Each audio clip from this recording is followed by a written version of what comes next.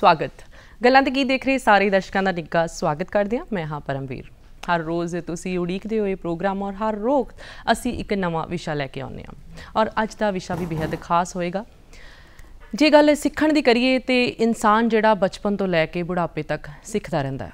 सब तो पहलां अपने घर तो सीखदा है, फिर आले दुआले तो सीखदा है, फिर जिंदगी के किसी तजुर्बे तो सीखदा है या फिर किसी सबक तो सीखदा है। पर रस्मी तौर पर जिहड़ा सीखण दा सिलसिला है वो एक गुरु तो ही सीखिया जाता है। जिहड़ी गुरु शिष्य परंपरा है वो पुरातन समय तो चलती आ रही है। कहा जाता है कि एक जिहड़ा शिष्य सी वो गुरु कोल कई मील दूर जाता सी ते उहदी सेवा करदा सी, फिर गुरु कोलों सिक्ख्या प्राप्त करदा सी। हौली हौली समा बीत्या, गुरु जिहड़ा अध्यापक बन गया ते शिष्य जिहड़ा विद्यार्थी बन गया। और जे अज की गल की जाए, अज एक अध्यापक नूं कई नामां दे नाल जाणिया जांदा है। वो एक मैंटर है, एक काउंसलर है, एक गाइड है, एक फैसिलीटेटर है, एक हैल्पिंग हैंड है, एक फ्रेंड है, ते होर भी कई नामां दे नाल अध्यापक नूं जाणिया जांदा है। सो कह सकते हैं कि एक चंगा अध्यापक जिहड़ा है वो चंगा विद्यार्थी बनाउंदा है ते एक चंगा विद्यार्थी जिहड़ा है वो अपना चंगा भविख बनाउंदा है। ते जेकर उहदा चंगा भविख होएगा तो ये जिहड़ा समाज है चंगा ते वधिया सिरजेगा। सो की मायने कहांदा है विद्यार्थी की जिंदगी दे विच अध्यापक दा होना, की उहदी भूमिका है, इस बारे अज गलबात करनी है प्रोग्राम दे विच। और प्रोग्राम दे विच उचेचे तौर पर जिन्होंने असीं सद्दा दिता उन्हां नाल तुहानूं रूबरू करवा दिंदे। साडे कोल पहुंचे ने जी डॉक्टर धर्मपाल साहिल जी, जो कि रिटायर्ड प्रिंसीपल ने और बहुत अच्छे लेखक ने, नावलकार ने। हुण तक इन्हां दियां 12 किताबां छप चुकियां, जिन्हां विचों 8 नावल ने और 38 सालां दा इन्हां दा एजुकेशन जिहड़ा एक्सपीरियंस रह चुका है। और जे मान सम्मान की गल करिए तो बहुत लंबी लिस्ट है, उहदे विचों खास जिहड़े मान सम्मान है उन्हां बारे तुहानूं दस दईए। इन्हां नूं एज अ क्रिएटर टीचर 2007 विच राष्ट्रपति अवार्ड मिलिया और भारत सिक्ख्या रतन अवार्ड ग्लोबल एजुकेशन दिल्ली वालों मिलिया। तुहाडा बहुत बहुत स्वागत करते हैं प्रोग्राम गल्लां ते गीते विच। अध्यापक ते विद्यार्थी युगा युगां दा जिहड़ा ये रिश्ता है जी चलदा आ रहा है और आने वाले समय तक भी चलता रहेगा। पर जिवें मैं दस्सिया कि जिहड़ा बचपन तो ही सीखना शुरू हो जाता है, तुहाडे शब्दां विच जानना चाहांगे कि एक बच्चे दा पहला गुरु कौन है, सब तो पहला वो कित्थों सीखदा है ते उस गुरु दीयां किहड़ियां-किहड़ियां जिम्मेवारियां बनदियां उस बच्चे दे प्रति। जिवें कि एक गल महाभारत दे विच भी बड़े स्पष्ट तौर पर आई है कि अभिमन्यु अपनी माता उत्तरा दे गर्भ तो ही जी सिक्ख्या प्राप्त कर रहा सी। इस इतिहासिक जां इतिहासिक सच नूं अज जिहड़े डॉक्टर साहिबान ने, साइंसदान ने जी, उन्होंने भी इनू साबित कर दिता है कि बच्चा तो अपनी माता की कुख तो ही सिखलाई प्राप्त करना शुरू कर दिंदा है जी। और जदों बच्चा इस संसार में आ जाता है तो सब तो पहला उसकी माता जिहड़ी है जी उही उसकी गुरु है, पहली गुरु है, अध्यापिका है जी। बच्चा जिहड़ा कि उसदियां ज्ञान इंद्रियां अजे पूरी तरह उस तक कंट्रोल च नहीं हैगियां, वो बोल नहीं सकता, उसनूं कुछ आले दुआले का पता नहीं है। लेकिन माता जिहड़ी है वो एक ऐसी बाल मनोविज्ञानी है जी कि उस बच्चे की मानसिक अवस्था नूं भी समझ लैंदी है, उसदियां लोड़ां नूं भी समझ लैंदी है और उसकी हर तरह नाल जिहड़ी पूर्ति वो करती है जी।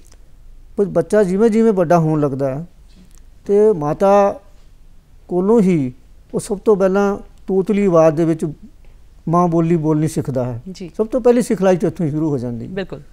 और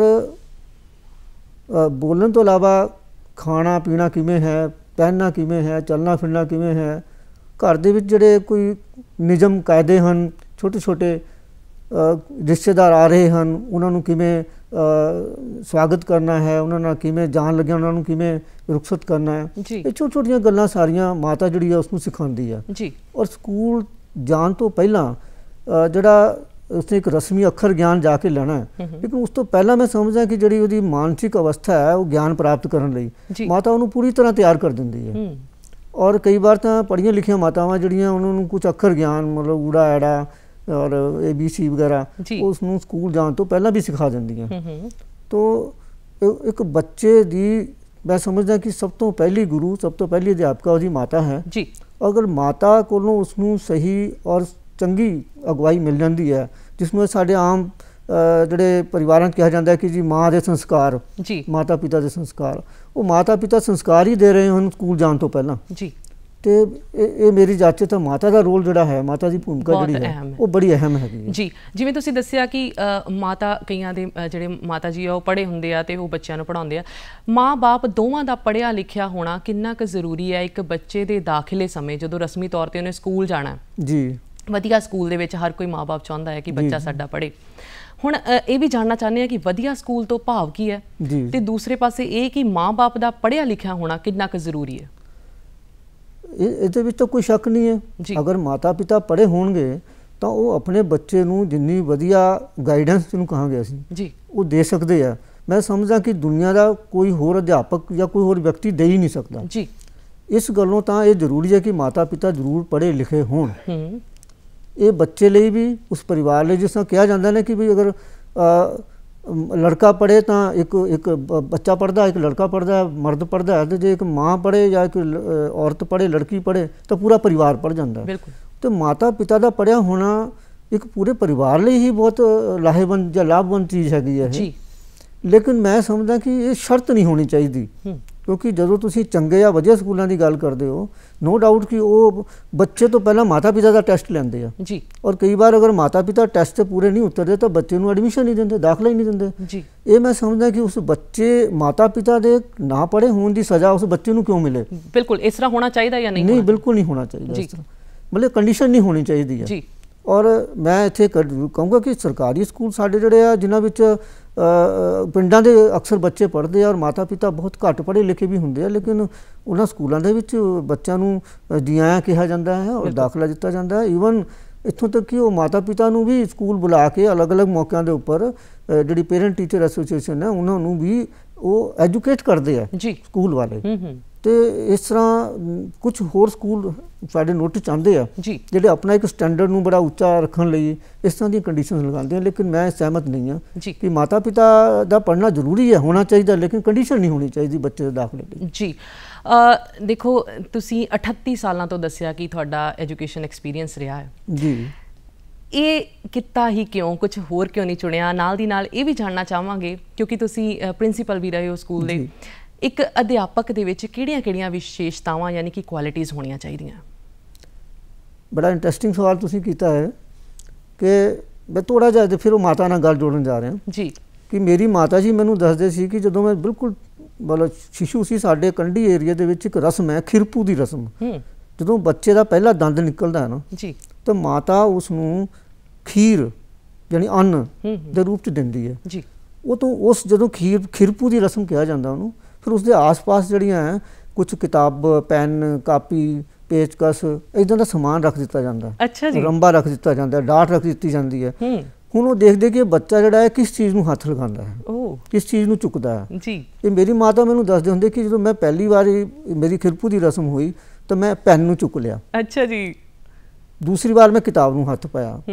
ਤਾਂ ਸਾਡੇ ਉਸ ਖੇਤਰ ਦੇ ਵਿੱਚ ਉਸ ਗੱਲ ਤੋਂ ਇਹ ਭਵਿੱਖਬਾਣੀ ਕੀਤੀ ਜਾਂਦੀ ਆ, ਅੰਦਾਜ਼ਾ ਲਾਇਆ ਜਾਂਦਾ ਕਿ ਬੱਚਾ ਵੱਡਾ ਹੋ ਕੇ ਇਹ ਕਿਹੜਾ ਕਿੱਤਾ ਅਪਣਾਏਗਾ, ਇਹਦੀਆਂ ਰੁਚੀਆਂ ਕੀ ਹੋਣਗੀਆਂ। ਔਰ ਉਹਨਾਂ ਨੇ ਅੰਦਾਜ਼ਾ ਲਾ ਲਿਆ ਸੀ ਕਿ ਇਹ ਲਿਖਣ ਪੜ੍ਹਨ ਵਾਲੇ ਕੰਮ ਦੇ ਨਾਲ ਜੁੜੇਗਾ, ਲਿਖਣ ਪੜ੍ਹਨ 'ਚ ਇਹਦੀ ਰੁਚੀ ਹੋਏਗੀ।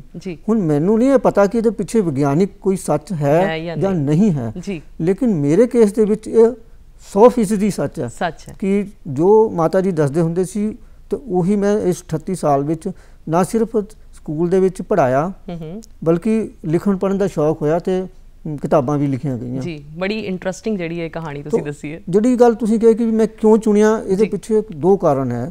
ਇੱਕ ਤਾਂ ਇਹ ਕਿ ਮੈਨੂੰ ਬਚਪਨ ਤੋਂ ਹੀ, ਮੈਂ ਜਦੋਂ ਜਿਹੜੇ ਅਧਿਆਪਕਾਂ ਤੋਂ ਮੈਂ ਪੜ੍ਹਦਾ ਸੀ ਉਹਨਾਂ ਦੀ ਰਿਸਪੈਕਟ ਦੇਖਣੀ, ਇੱਜ਼ਤ ਦੇਖਣੀ, ਸਮਾਜ ਉਹਨਾਂ ਦਾ ਮਾਣ ਸਨਮਾਨ ਦੇਖਣਾ, ਪਤਾ ਨਹੀਂ ਕਿਉਂ ਮੇਰੇ ਮਨ 'ਚ ਉਹਨਾਂ ਪ੍ਰਤੀ ਇੰਨੀ ਸ਼ਰਧਾ ਸੀ। ਔਰ ਮੇਰੇ ਮਨ 'ਚ ਇੱਕ ਗੱਲ ਆਈ ਕਿ ਵੀ ਮੈਂ ਵੱਡਾ ਹੋ ਕੇ ਅਧਿਆਪਕ ਹੀ ਬਣਾਂਗਾ ਜੀ। ਔਰ ਮੇਰੇ ਮਾਤਾ ਪਿਤਾ ਦੀ ਵੀ ਖਾਹਿਸ਼ ਸੀਗੀ, ਕਿਉਂਕਿ ਸਾਡੇ ਉਸ ਇਲਾਕੇ ਦੇ ਵਿੱਚ ਫੌਜੀ ਯਾਨੀ ਉਹ ਬੱਚੇ ਫੌਜ ਵਿੱਚ ਤਾਂ ਬਹੁਤ ਮਿਲਣਗੇ, ਲੇਕਿਨ ਅਧਿਆਪਕ ਖੇਤਰ 'ਚ ਨਹੀਂ ਮਿਲਦੇ ਜੀ। ਤਾਂ ਉਹਨਾਂ 'ਚ ਬੜਾ ਮਾਣ ਸੀਗਾ ਕਿ ਕੋਈ ਉਹਨਾਂ ਦੇ ਪਰਿਵਾਰਾਂ ਤੋਂ ਕੋਈ ਅਧਿਆਪਕ ਵੀ ਬਣੇ ਜੀ।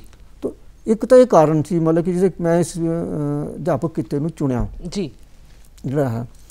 ਤੇ ਦੂਸਰੀ ਗੱਲ ਤੁਸੀਂ ਪੁੱਛੀ ਹੈ ਕਿ ਜਿਹੜਾ ਅਧਿਆਪਕ ਹੈ ਜੀ ਉਹਦੇ ਕੀ ਕੁਆਲਿਟੀਜ਼ ਹੋਣੀ ਚਾਹੀਦੀ, ਕੁਆਲਿਟੀਜ਼ ਕਿਹੜੀਆਂ ਹੋਣੀਆਂ ਚਾਹੀਦੀਆਂ ਜੀ।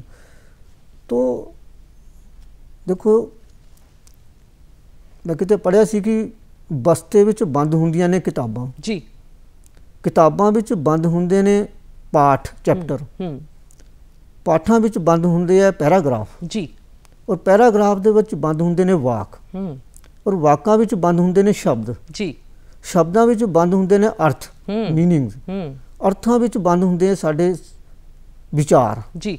तो वो ਜਿਹੜੇ ਸ਼ਬਦਾਂ ਦੇ ਵਿੱਚ ਸ਼ਬਦ ਰੂਪੀ ਤਾਲੇ ਹੈ ਜਿਨ੍ਹਾਂ ਵਿੱਚ ਵਿਚਾਰ ਹੈ ਜਿਨ੍ਹਾਂ ਵਿੱਚ ਗਿਆਨ ਹੈ ਉਸ ਨੂੰ ਖੋਲਣ ਦੀ ਚਾਬੀ ਜਿਹੜੀ ਆ ਉਹ ਸਿਰਫ ਇੱਕੋ ਇੱਕ ਵਿਅਕਤੀ ਕੋਲ ਆ, ਉਹ ਹੈ ਅਧਿਆਪਕ, ਉਹ ਹੈ ਗੁਰੂ। ਉਹੀ ਉਹਨਾਂ ਨੂੰ ਖੋਲ ਕੇ ਬੱਚੇ ਨੂੰ ਦੱਸ ਸਕਦਾ, ਉਹ ਇਸ ਸੰਸਾਰ ਦੇ ਨਾਲ ਉਸ ਬੱਚੇ ਨੂੰ ਜੋੜਦਾ ਹੈ ਜਿਹੜਾ ਗਿਆਨ ਦਾ ਸੰਸਾਰ ਹੈ ਜੀ। ਉਸ ਦੇ ਤੀਜੇ ਨੇਤਰ ਨੂੰ ਜਿਹਨੂੰ ਵਿਦਿਆ ਜਿਹੜਾ ਤੀਜਾ ਨੇਤਰ ਹੈ ਉਸ ਨੂੰ ਖੋਲਣ ਦਾ ਇੱਕ ਕੰਮ ਜਿਹੜਾ ਉਹ ਅਧਿਆਪਕ ਹੀ ਕਰ ਸਕਦਾ ਹੈ, ਗੁਰੂ ਹੀ ਕਰ ਸਕਦਾ ਹੈ ਜੀ। तो विशेषता जितों तक गल है कि जो तक असीं अपनी सिक्ख्या शास्त्रियों वालों दित्तियां परिभाषावां वगैरह पढ़ते हैं भी हुण कहंदे भी अध्यापक जिहड़ा है वो एक फ्रेंड फिलोसफर एंड गाइड होना चाहिए जी। बिल्कुल अज दे माहौल के मुताबिक इसनूं असीं बिल्कुल मन के चलते हैं कि एक अध्यापक जिहड़ा उसदी पहली क्वालिटी है कि अपने विद्यार्थियों के नाल यानी दोस्ताना रूप च होवे, जिथे कि किसी किस्म की आपस में कोई झिझक ना होवे जी, ज्ञान लैन और ज्ञान देन लग्या कोई विच पर्दा जां कंध ना होवे जी। फिलोसफर दा मतलब कि जीवन दर्शन जानदा होवे। जे अध्यापक लाइफ दे जीवन दर्शन तो जाणू होवेगा तो वो बच्चे नूं जीवन दर्शन भी देगा जिहड़ी आइडियोलॉजी है। मैं इत्थे गल बहुत अच्छी जोड़नी चाहांगा कि साडी बहुत ही पवित्र गुरु ग्रंथ साहब जिहड़ा है गुरुआं दी बाणी जिहड़ी है गुरु साहिबान दी लिखी हुई सारी ਦੀ ਸਾਰਾ ਜੀਵਨ ਦਰਸ਼ਨ ਹੈ ਉਹਦੇ ਵਿੱਚ ਜੀ। ਗੁਰੂ ਸਾਹਿਬਾਨ ਨੇ ਉਸ ਬਾਣੀ ਰਾਹੀਂ ਚਾਹੇ ਸਕੂਲ ਦੇ ਬੱਚੇ ਹੋਣ ਚਾਹੇ ਆਮ ਪਰਿਵਾਰ ਹੋਣ ਆਮ ਲੋਕ ਹੋਣ ਪੜ੍ਹੇ ਲਿਖੇ ਹੋਣ ਉਹਨਾਂ ਨੂੰ ਜੀਵਨ ਦਰਸ਼ਨ ਦੇਣ ਦੀ ਕੋਸ਼ਿਸ਼ ਕੀਤੀ ਜੀ। ਤਾਂ ਇਸ ਤੋਂ ਵਧੀਆ ਉਦਾਹਰਨ ਸਾਡੇ ਕੋਲ ਨਹੀਂ ਹੈ, ਬਿਲਕੁਲ ਨਹੀਂ ਹੈ। ਔਰ ਗਾਈਡ ਜੀ ਜਿੱਥੋਂ ਤੱਕ ਗੱਲ ਹੈ ਜਿਹੜਾ ਅਧਿਆਪਕ ਹੈ ਉਹ ਵਿਦਿਆਰਥੀ ਨੂੰ ਨਾ ਸਿਰਫ ਸਕੂਲ ਦੇ ਵਿੱਚ ਗਾਈਡ ਕਰੇਗਾ ਜੀ ਬਈ ਉਸਨੇ ਕਿਹੜੇ ਵਿਸ਼ੇ ਲੈਣੇ ਆ ਜਾਂ ਕਿਸ ਵਿਸ਼ੇ ਵਿੱਚ ਕਮਜ਼ੋਰ ਹੈ ਤਾਂ ਉਹਨੂੰ ਕਿਵੇਂ ਉਹਨੂੰ ਉਸਨੇ ਉਸਦੇ ਵਿੱਚ ਅੱਛੇ ਨੰਬਰ ਲੈਣੇ ਆ, ਜਿਹੜਾ ਵਿਸ਼ਾ ਨੂੰ ਔਖਾ ਲੱਗਦਾ ਉਸ ਨੂੰ ਸੌਖਾ ਕਿਵੇਂ ਲੱਗੇ। ਅਧਿਆਪਕ ਦੇ ਤੁਸੀਂ ਦੱਸੇ ਵੀ ਕਈ ਰੂਪ ਅੱਜ ਦੇ ਸਮੇਂ ਦੇ ਵਿੱਚ ਅਸੀਂ ਦੇਖਣ ਨੂੰ ਸਾਨੂੰ ਮਿਲਦੇ ਆ, ਫੈਸਿਲਿਟੇਟਰ, ਕਾਉਂਸਲਰ, ਹੋਰ ਵੀ ਬਹੁਤ ਸਾਰੇ ਨਾਮਾਂ ਨਾਲ ਜਾਣਿਆ ਜਾਂਦਾ।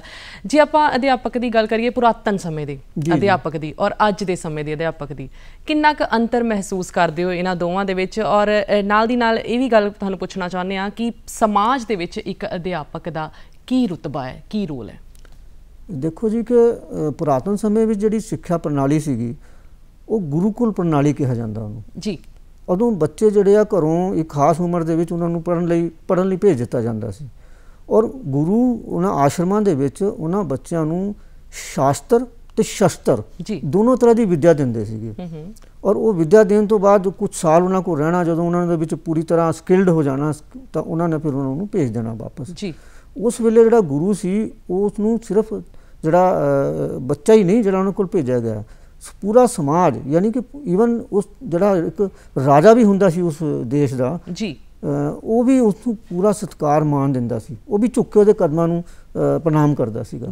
ਤਾਂ ਇੰਨਾ ਵੱਡਾ ਰੁਤਬਾ ਉਸ ਵੇਲੇ ਜਿਸ ਦਾ ਸਾਡੇ ਕੋਲ ਪੁਰਾਣੇ ਜਿਹੜੇ ਸਾਡੇ ਧਾਰਮਿਕ ਗ੍ਰੰਥ ਚਾਹੇ ਰਾਮਾਇਣ ਹੈ ਜਾਂ ਹੋਰ ਸਾਡੇ ਕੋਲ ਉਹਨਾਂ ਵਿੱਚ ਤੁਹਾਨੂੰ ਇੱਦਾਂ ਦੀ ਬਹੁਤ ਸਾਰੀਆਂ ਉਦਾਹਰਨਾਂ ਮਿਲਦੀਆਂ ਹੈ। ਗੁਰੂ ਰਵਿੰਦਰਨਾਥ ਟੈਗੋਰ ਨੇ ਉਸ ਪੈਟਰਨ ਨੂੰ ਅਪਣਾਉਂਦਿਆਂ ਹੋਇਆਂ ਕਲਕੱਤਾ ਵਿੱਚ ਸ਼ਾਂਤੀ ਨਿਕੇਤਨ ਇੱਕ ਸਿਸਟਮ ਸ਼ੁਰੂ ਕੀਤਾ ਸਕੂਲਿੰਗ ਦਾ ਜੀ।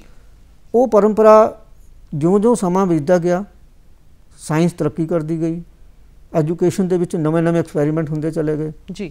ਐਜੂਕੇਸ਼ਨ ਜਿਹੜੀ ਆ ਉਹਦੇ ਕਈ ਪਸਾਰ ਹੁੰਦੇ ਚਲੇ ਗਏ, ਬੜੀਆਂ ਡਾਇਮੈਂਸ਼ਨਸ ਆ ਗਈਆਂ ਜੀ। ਅਸੀਂ ਸਿਰਫ ਸ਼ਾਸਤਰਾਂ ਔਰ ਸ਼ਸਤਰ ਤੱਕ ਸੀਮਤ ਨਹੀਂ ਰਹਿ ਗਏ, ਹਰ ਵਿਸ਼ੇ ਦੀਆਂ ਕਿੰਨੀਆਂ ਬ੍ਰਾਂਚੇਸ ਆ ਗਈਆਂ, ਸ਼ਾਖਾਵਾਂ ਆ ਗਈਆਂ ਜੀ। ਇਹ ਬਦਲਾਅ ਹੋਣ ਦੇ ਨਾਲ ਜਿਹੜਾ ਹੁਣ ਸਮਾਂ ਆਇਆ ਉਹਦੇ ਵਿੱਚ ਜਿਹੜਾ ਅਧਿਆਪਕ ਹੈ ਉਹਦਾ ਤਾਂ ਇੱਕ ਜਿਸ ਤਰ੍ਹਾਂ ਕਿ ਇੱਕ ਡਾਕਟਰ ਨੂੰ ਇੱਕ MBBS ਕਰਨ ਤੋਂ ਬਾਅਦ ਉਸਨੂੰ ਅਲੱਗ-ਅਲੱਗ ਸਪੈਸ਼ਲਾਈਜੇਸ਼ਨ ਕਰਨੀਆਂ ਪੈਂਦੀਆਂ ਜੀ, ਇੱਕ ਮਾਹਰ ਬਣਨਾ ਪੈਂਦਾ ਇੱਕ ਖਾਸ ਅੰਗ ਦਾ।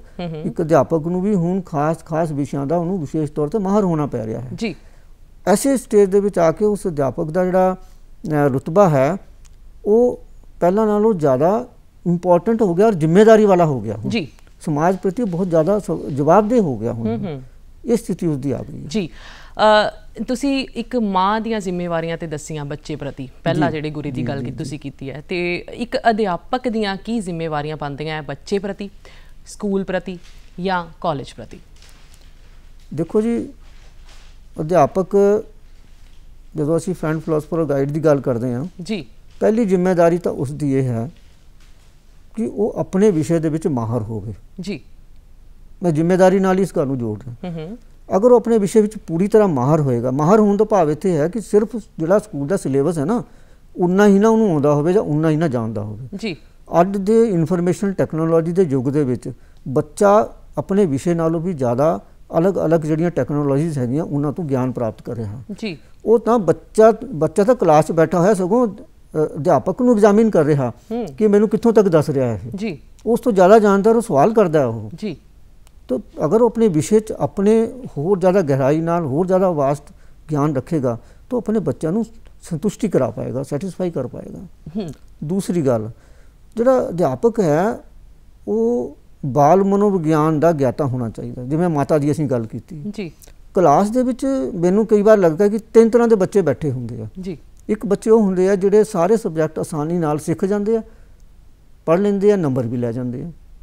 ਕੁਝ ਬੱਚੇ ਉਹ ਹੁੰਦੇ ਨੇ ਜਿਨ੍ਹਾਂ ਨੂੰ ਕੁਝ ਸਬਜੈਕਟ ਬੜੇ ਔਖੇ ਲੱਗਦੇ ਆ। ਕੋਈ ਮੈਥ ਬੜੇ ਔਖਾ ਲੱਗਦਾ, ਕਈਆਂ ਨੂੰ ਅੰਗਰੇਜ਼ੀ ਬਹੁਤ ਔਖੀ ਲੱਗਦੀ ਹੈ। ਕੁਝ ਸਬਜੈਕਟ ਵਿੱਚ ਉਹ ਬੜੇ ਆਰਾਮ ਨਾਲ ਅੱਛੇ ਨੰਬਰ ਲੈ ਜਾਂਦੇ ਆ। ਦੇਖੋ 2-3 ਸਬਜੈਕਟ ਦੇ ਵਿੱਚੋਂ ਮਾਰ ਖਾਂਦੇ ਆ ਜਾਂ ਉਹਨਾਂ ਨੂੰ ਔਖੇ ਲੱਗਦੇ ਆ। ਜੀ, ਤੀਸਰੇ ਕਿਸਮ ਦੇ ਉਹ ਬੱਚੇ ਹੁੰਦੇ ਆ ਜਿਹੜੇ ਉਹ ਸਾਰੇ ਸਬਜੈਕਟ ਉਹਨਾਂ ਨੂੰ ਔਖੇ ਲੱਗਦੇ ਆ। ਹੁਣ ਅਗਰ ਅਧਿਆਪਕ ਉਹਨਾਂ ਦੇ IQ ਨੂੰ ਨਹੀਂ ਪਛਾਣੇਗਾ ਕਲਾਸ ਦੇ ਵਿੱਚ, ਦੋ ਚੀਜ਼ਾਂ ਹੈ ਕਿ ਇੱਕ ਉਹਦਾ IQ, ਇੱਕ EQ ਜੀ, ਇੰਟੈਲੀਜੈਂਟ ਕੋਸ਼ੈਂਟ ਵੀ ਔਰ ਉਹਦਾ ਇਮੋਸ਼ਨਲ ਕੋਸ਼ੈਂਟ ਵੀ। ਯਾਨੀ ਅਧਿਆਪਕ ਨੂੰ ਇਹ ਦੋਨੋਂ ਚੀਜ਼ਾਂ ਬੱਚੇ ਦੀਆਂ ਜਾਣਨੀਆਂ ਬਹੁਤ ਜ਼ਰੂਰੀ ਹੈ। IQ ਦੇ ਮੁਤਾਬਕ ਉਹ ਬੱਚਿਆਂ ਨੂੰ ਕੈਟੇਗਰਾਈਜ਼ ਕਰਕੇ ਕਿ ਵੀ ਇਸ ਬੱਚੇ ਨੂੰ ਹੁਣ ਕਿਸ ਵਿਸ਼ੇ ਦੀ ਜ਼ਿਆਦਾ ਲੋੜ ਹੈ, ਜ਼ਿਆਦਾ ਮਿਹਨਤ ਦੀ ਲੋੜ ਹੈ, ਉਸਨੂੰ ਕਿਵੇਂ ਉਹਦੇ 'ਚ ਗਾਈਡ ਕਰਨਾ ਹੈ, ਉਹਦੀ ਜ਼ਿੰਮੇਵਾਰੀ ਬਹੁਤ ਬਣ ਜਾਂਦੀ ਹੈ। ਜੀ, ਅਗਰ ਉਹ ਸਾਰਿਆਂ ਨੂੰ ਇੱਕੋ ਹੀ ਤਰੀਕੇ ਨਾਲ ਕੈਰੀ ਔਨ ਕਰੇਗਾ ਤਾਂ ਉਹ ਨਿਆਂ ਨਹੀਂ ਕਰ ਪਾਏਗਾ ਬੱਚਿਆਂ ਦੇ ਨਾਲ। ਬੱਚੇ ਉੱਥੇ ਇੱਕ ਹੋਰ ਅਗਲੀ ਗੱਲ ਜਿਹੜੀ ਮੈਂ ਕਹਿਣੀ ਚਾਹਾਂਗਾ ਕਿ ਮੈਂ ਆਪਣੇ ਤਜਰਬੇ ਤੋਂ ਕਹਿਣ ਜਾ ਰਿਹਾ ਕਿਉਂਕਿ ਐਸੀ ਪੋਸਟਾਂ 'ਤੇ ਕੰਮ ਕੀਤਾ ਕਿ ਮੈਨੂੰ ਬਹੁਤ ਸਾਰੇ ਸਕੂਲਾਂ ਨੂੰ ਚੈੱਕ ਵੀ ਕਰਨਾ ਪਿਆ ਕਿ ਅਗਰ ਅਧਿਆਪਕ ਕਲਾਸ ਦੇ ਵਿੱਚ ਅਨੁਸ਼ਾਸਨ ਮੇਨਟੇਨ ਨਹੀਂ ਕਰ ਪਾਉਂਦਾ, ਮੈਂ ਸਮਝਦਾ ਕਿ ਉਹ ਪੜ੍ਹਾ ਨਹੀਂ ਸਕਦਾ। ਮੈਂ ਇਹ ਨੋਟ ਕੀਤਾ ਕਿ ਕਈ ਵਾਰ ਅਧਿਆਪਕ ਕਲਾਸ 'ਚ ਹੁੰਦਾ ਹੋਇਆ ਵੀ ਨਹੀਂ ਹੁੰਦਾ, ਜੀ, ਗੈਰ ਹਾਜ਼ਰੀ ਹੁੰਦਾ, ਬੱਚਿਆਂ ਨੂੰ ਡਰ ਨਹੀਂ ਹੁੰਦਾ, ਕਹਿ ਸਕਦੇ ਹੋ। ਔਰ ਕਈ ਵਾਰੀ ਅਧਿਆਪਕ ਨਹੀਂ ਹੁੰਦਾ ਫਿਰ ਵੀ ਹੁੰਦਾ ਕਿਉਂਕਿ ਬੱਚੇ ਉਸ ਦੀ ਪ੍ਰੈਜ਼ੈਂਸ ਨੂੰ ਮਹਿਸੂਸ ਕਰ ਰਹੇ ਹੁੰਦੇ। तो अगर वो पहली शर्त है कि अगर वो मेंटेन क्लास का अनुशासन और अपना अनुशासन उससे तो भी लागू होता है, वो मेंटेन नहीं करेगा तो वो बच्चा ना न्याय नहीं कर सकेगा। जी, ये बोल गुरु बिना गत नहीं कहते। जे अध्यापक है तो वो विद्यार्थी है तो अध्यापक तो बिना अधूरा है, जे अध्यापक है तो विद्यार्थी तो बिना अधूरा है। जी जी, विषय ते आने जी जी भी ਕੀ ਰੋਲ ਅਦਾ ਕਰਦਾ ਹੈ, ਕੀ ਭੂਮਿਕਾ ਹੈ ਇੱਕ ਅਧਿਆਪਕ ਦੀ ਬੱਚੇ ਦੀ ਜ਼ਿੰਦਗੀ ਦੇ ਵਿੱਚ? ਹਾਂ, ਮੈਂ ਉਹੀ ਗੱਲ ਅਸੀਂ ਉਸੇ ਨੂੰ ਅੱਗੇ ਕੈਰੀ ਔਨ ਕਰ ਰਹੇ ਹਾਂ। ਮਤਲਬ ਕਿਹੜਾ ਇੰਪੋਰਟੈਂਟ ਰੋਲ ਤੁਸੀਂ ਸਮਝਦੇ ਹੋ? ਅਧਿਆਪਕ ਦਾ ਦੇਖੋ ਸਭ ਤੋਂ ਇੰਪੋਰਟੈਂਟ ਰੋਲ ਤਾਂ ਇਹ ਹੈ ਕਿ ਇੱਕ ਬੱਚਾ ਜਿਹੜਾ ਹੈ ਨਾ ਉਹਦੇ ਵਿੱਚ ਉਹਦਾ ਮਾਨਸਿਕ ਵਿਕਾਸ, ਬੌਧਿਕ ਵਿਕਾਸ ਉਹ ਅਧਿਆਪਕ ਦੇ ਰਾਹੀਂ ਹੋ ਸਕਦਾ ਹੈ। ਦੂਸਰਾ ਉਸਦਾ ਸਰੀਰਕ ਵਿਕਾਸ। ਸਰੀਰਕ ਵਿਕਾਸ ਇੱਥੇ ਭਾਵ ਇਹ ਹੈ ਕਿ ਉਸਨੂੰ ਆਪਣੇ ਸਿਹਤ ਪ੍ਰਤੀ ਜਾਗਰੂਕ ਕਰਨਾ, ਕਿਹੜੀਆਂ ਉਹਨੇ ਐਕਸਰਸਾਈਜ਼ ਨੇ ਕਸਰਤਾਂ ਕਰਨੀਆਂ ਚਾਹੀਦੀਆਂ, ਕਿਹੜੀਆਂ ਬਿਮਾਰੀਆਂ ਤੋਂ ਕਿਵੇਂ ਬਚਣਾ, ਉਸਨੇ ਆਪਣੇ ਆਪ ਨੂੰ ਤੰਦਰੁਸਤ ਕਿਵੇਂ ਰੱਖਣਾ, ਕਿਉਂਕਿ ਸਾਊਂਡ ਮਾਈਂਡ ਇਨ ਸਾਊਂਡ ਬੋਡੀ। ਅਗਰ ਬੱਚੇ ਨੂੰ ਆਪਣਾ ਬੋਡੀ ਸਾਊਂਡ ਨਹੀਂ ਰੱਖਣੀ ਆਏਗੀ ਜਾਂ ਨਹੀਂ ਰੱਖ ਪਾਏਗਾ ਤਾਂ ਉਹਦਾ ਮਾਈਂਡ ਸਾਊਂਡ ਕਿੱਦਾਂ ਹੋਏਗਾ, ਉਹ ਪੜ੍ਹ ਹੀ ਨਹੀਂ ਸਕੇਗਾ। ਤਾਂ ਅਧਿਆਪਕ ਲਈ ਇਹ ਦੂਸਰੀ ਜ਼ਰੂਰੀ ਚੀਜ਼। ਤੀਸਰੀ ਗੱਲ ਆਉਂਦੀ ਹੈ ਕਿ ਅਧਿਆਪਕ ਬੱਚਿਆਂ ਦੇ ਵਿੱਚ ਉਹਦਾ ਨੈਤਿਕ ਵਿਕਾਸ ਕਰੇਗਾ। ਅੱਜ ਦੇ ਸਮਾਜ ਦੇ ਵਿੱਚ ਅਗਰ ਕਿਸੇ ਨੂੰ ਸਵਾਲ ਕਰੋ, ਤੁਸੀਂ ਕਿਸੇ ਵੀ ਮਾਪੇ ਨੂੰ ਪੁੱਛ ਲਓ ਤਾਂ ਸਭ ਤੋਂ ਪਹਿਲੀ ਗੱਲ ਇਹੀ ਨਿਕਲ ਕੇ ਆਉਂਦੀ ਹੈ ਕਿ ਅੱਜ ਦੇ ਵਿਦਿਆਰਥੀਆਂ ਦੇ ਵਿੱਚ ਨੈਤਿਕਤਾ ਦੀ ਜਾਂ ਪੀੜ੍ਹੀ ਦੇ ਵਿੱਚ ਮੈਂ ਕਹੂੰਗਾ ਉਹਦੇ 'ਚ ਬਹੁਤ ਘਾਟ ਆ ਗਈ ਹੈ। ਔਰ ਜਿਹੜੀ ਸਮਾਜ ਦੇ ਵਿੱਚ ਜਿਹੜੀ ਅਸਮਾਨਤਾ, ਅਰਾਜਕਤਾ ਜਿਹੜੀ ਆ, ਅਨਾਰਕੀ ਕਹ ਲਓ, ਅਗਰ ਫੈਲਦੀ ਹੈ ਤਾਂ ਉਹਦੇ ਪਿੱਛੇ ਨੈਤਿਕਤਾ ਦੀ ਘਾਟ ਹੀ ਹੁੰਦੀ ਹੈ। ਇਹ ਨੈਤਿਕਤਾ ਦੀ ਘਾਟ ਲਈ ਬਿਨਾਂ ਸ਼ੱਕ ਸਾਨੂੰ ਸਾਡੇ ਧਾਰਮਿਕ ਗ੍ਰੰਥਾਂ ਦੇ ਰਾਹੀਂ ਬਹੁਤ ਸਾਰੀ ਸਿੱਖਿਆ ਦਿੱਤੀ ਜਾ ਰਹੀ ਹੈ, ਲੇਕਿਨ ਸਕੂਲ ਦੇ ਵਿੱਚ ਇੱਕ ਅਧਿਆਪਕ ਬੱਚਿਆਂ ਲਈ ਰੋਲ ਮਾਡਲ ਬਣ ਕੇ, ਰੋਲ ਮਾਡਲ ਬਿਲਕੁਲ ਸਹੀ ਤੁਸੀਂ ਬਣ ਕੇ ਅਗਰ ਉਹਨਾਂ ਸਾਹਮਣੇ ਖੜਾ ਹੋਏਗਾ ਤਾਂ ਉਹ ਬੱਚੇ ਉਸ ਨੂੰ ਫੋਲੋ ਕਰਨਗੇ। ਮੈਂ ਇਹ ਗੱਲ ਜ਼ਰੂਰ ਕਹਿਣੀ ਚਾਹਾਂਗੀ, ਸਾਡੇ ਸਕੂਲਾਂ ਦੀ ਕੰਧਾਂ ਦੇ ਉੱਪਰ ਬੜੇ ਖੂਬਸੂਰਤ ਮੋਟੋ ਲਿਖੇ ਹੁੰਦੇ ਆ, ਚੋਰੀ ਨਾ ਕਰੋ, ਇਮਾਨਦਾਰ ਬਣੋ, ਸਦਾ ਸੱਚ ਬੋਲੋ, ਉਹ ਲਿਖੇ ਰਹਿ ਜਾਂਦੇ ਆ। ਉਹਨਾਂ ਦਾ ਮੈਂ ਸਮਝਦਾ ਕਿ ਇੰਨਾ ਅਸਰ ਬੱਚਿਆਂ 'ਤੇ ਨਹੀਂ ਹੁੰਦਾ। ਅਗਰ ਇੱਕ ਅਧਿਆਪਕ ਜਿਹੜਾ ਉਹਨਾਂ ਦੇ ਵਿੱਚ ਵਿਚਰ ਰਿਹਾ ਹੈ ਕਲਾਸ ਦੇ ਵਿੱਚ, ਸਕੂਲ ਦੇ ਵਿੱਚ, ਉਹ ਸੱਚਮੁੱਚ ਉਹਨਾਂ ਲਈ ਇੱਕ ਐਸੀ ਉਦਾਹਰਨ ਪੇਸ਼ ਕਰਦਾ ਹੈ, ਇਮਾਨਦਾਰੀ ਦੀ ਉਦਾਹਰਨ ਪੇਸ਼ ਕਰਦਾ ਹੈ, ਇੱਕ ਸੱਚ ਬੋਲਣ ਦੀ ਪੇਸ਼ ਕਰਦਾ ਹੈ, ਚੋਰੀ ਨਾ ਕਰਨ ਦੀ ਪੇਸ਼ ਕਰਦਾ ਹੈ, ਤਾਂ ਬੱਚੇ ਉਸ ਨੂੰ ਜ਼ਿਆਦਾ ਸਿੱਖਦੇ ਆ। ਮੈਂ ਇੱਕ ਇੱਥੇ ਹੋਰ ਐਗਜ਼ਾਮਪਲ ਜੋੜ ਕੇ ਇਸ ਗੱਲ ਨੂੰ ਸਪਸ਼ਟ ਕਰਨੀ ਚਾਹਾਂਗਾ ਕਿ ਮੈਂ ਆਪਣੇ ਜੀਵਨ ਤੋਂ ਦੇ ਰਿਹਾ। ਮੈਂ ਉਦੋਂ ਸਾਇੰਸ ਮਾਸਟਰ ਸੀਗਾ ਔਰ ਮੇਰਾ ਜਿਹੜਾ ਸਕੂਲ ਸੀ 6-7 ਕਿਲੋਮੀਟਰ ਮੈਂ ਸਾਈਕਲ ਚਲਾ ਕੇ ਜਾਂਦਾ ਸੀ ਜੀ। ਪਿੰਡਾਂ ਦੇ ਵਿੱਚੋਂ ਰਸਤਾ ਸੀਗਾ ਤਾਂ ਮੈਂ ਜਾ ਰਿਹਾ ਸੀ, ਟੁੱਟਾ ਫੁੱਟਿਆ ਰਸਤਾ ਸੀ ਤੇ ਇੱਕ ਟੁੱਟੀ ਹੋਈ ਜਗ੍ਹਾ ਤੇ ਮੈਨੂੰ ਇੱਕ ਘੜੀ ਪਈ ਨਜ਼ਰ ਆਈ। ਮੈਂ ਸਾਈਕਲ ਤੇ ਜਾ ਰਿਹਾ ਸੀ, ਮੈਂ ਉਤਰ ਕੇ ਘੜੀ ਚੁੱਕ ਲਈ। ਘੜੀ ਨੂੰ ਦੇਖਿਆ ਤਾਂ ਮੈਨੂੰ ਲੱਗਾ ਕਿ ਇਹ ਗੋਲਡਨ ਪਲੇਟਡ ਹੈ ਜਾਂ ਸੋਨੇ ਵਰਗੀ ਜਿੱਦਾਂ ਹੁੰਦੀ ਹੈ ਜੀ। ਮੈਨੂੰ ਲੱਗਾ ਕਿ ਬਹੁਤ ਮਹਿੰਗੀ ਘੜੀ ਹੈ। ਇਹ ਵਾਪਸੀ ਦੀ ਗੱਲ ਸੀ, ਸਕੂਲ ਤੋਂ ਵਾਪਸ ਆ ਰਿਹਾ ਸੀ। ਮੈਂ ਆਪਣੇ ਸ਼ਹਿਰ ਆਇਆ ਔਰ ਉੱਥੇ ਘੜੀ ਵਾਲੇ ਨੂੰ ਪੁੱਛਿਆ, ਮੈਂ ਕਿਹਾ ਇਹ ਘੜੀ ਦੇਖੋ ਕੀ ਹੈ। ਤਾਂ ਉਸ ਅੱਜ ਤੋਂ 35-36 ਸਾਲ ਪਹਿਲਾਂ ਉਹਨੇ ਕਿਹਾ ਕਿ ਇਹ 5-6 ਹਜ਼ਾਰ ਤੋਂ ਘੱਟ ਦੀ ਨਹੀਂ ਹੈ ਔਰ ਇਹ ਗੋਲਡਨ ਪਲੇਟਡ ਘੜੀ ਹੈ ਜੀ। ਮੈਂ ਅਗਲੇ ਦਿਨ ਸਵੇਰੇ ਉਹ ਘੜੀ ਆਪਣੇ ਨਾਲ ਲੈ ਗਿਆ ਜੀ। ਮੇਰੇ ਜ਼ਿਹਨ 'ਚ ਆਇਆ ਕਿ ਜਿਸ ਸਕੂਲ 'ਚ ਮੈਂ ਜਾਣਾ, ਮੇਰੇ ਸਕੂਲ ਦੇ ਵਿੱਚ 15-16 ਪਿੰਡਾਂ ਦੇ ਬੱਚੇ ਪੜ੍ਹਨ ਆਉਂਦੇ ਆ। ਮੈਂ ਪਰੇਡ ਦੇ ਵਿੱਚ ਖੜੇ ਹੋ ਕੇ 400-500 ਬੱਚਾ ਸਾਹਮਣੇ ਸੀ। ਮੈਂ ਘੜੀ ਤਾਂ ਨਹੀਂ ਉਹਨਾਂ ਨੂੰ ਦਿਖਾਈ, ਪਰ ਮੈਂ ਉਹਨਾਂ ਨੂੰ ਇਹ ਕਿਹਾ ਕਿ ਵੀ ਤੁਹਾਡੇ ਪਿੰਡਾਂ ਦੇ ਕਿਸੇ ਵਿਅਕਤੀ ਦਾ ਕੁਝ ਇੱਕ ਸਮਾਨ ਡਿੱਗਿਆ ਹੈ ਜੀ, ਤੁਸੀਂ ਪਤਾ ਕਰੋ, ਜੇ ਤੁਹਾਨੂੰ ਪਤਾ ਲੱਗਦਾ ਤੁਸੀਂ ਲੋਕਾਂ ਨੂੰ ਦੱਸੋ ਤੇ ਉਹ ਸਾਡੇ ਕੋਲੋਂ ਆ ਕੇ ਪ੍ਰਾਪਤ ਕਰੇ ਜੀ। ਚੌਥੇ-ਪੰਜਵੇਂ ਦਿਨ ਇੱਕ ਜੋੜਾ ਹਸਬੈਂਡ ਵਾਈਫ, ਉਹਨਾਂ ਦੀ ਵਾਈਫ ਜਰਮਨ ਸੀਗੀ ਔਰ ਉਹ ਲੜਕਾ ਨੌਜਵਾਨ, ਉਹ ਸਾਡੇ ਸਕੂਲ ਆਏ। ਉਹਨਾਂ ਨੇ ਕਿਹਾ ਜੀ ਵੀ ਅਸੀਂ ਮੋਟਰਸਾਈਕਲ 'ਤੇ ਲੰਘ ਰਹੇ ਸੀ ਤਾਂ ਸਾਡੀ ਉਹ ਚੇਨ ਦੀ ਹੁੱਕ ਨਿਕਲਣ ਨਾਲ ਘੜੀ ਡਿੱਗ ਪਈ ਜੀ। ਤਾਂ ਉਹਨਾਂ ਨੇ ਦੱਸਿਆ ਤਾਂ ਅਸੀਂ ਉਹ ਪ੍ਰਿੰਸੀਪਲ ਸਾਹਿਬ ਨੇ ਮੈਨੂੰ ਬੁਲਾਇਆ ਔਰ ਘੜੀ ਜਿਹੜੀ ਆ ਉਹਨਾਂ ਨੂੰ ਹੈਂਡਓਵਰ ਕਰ ਦਿੱਤੀ।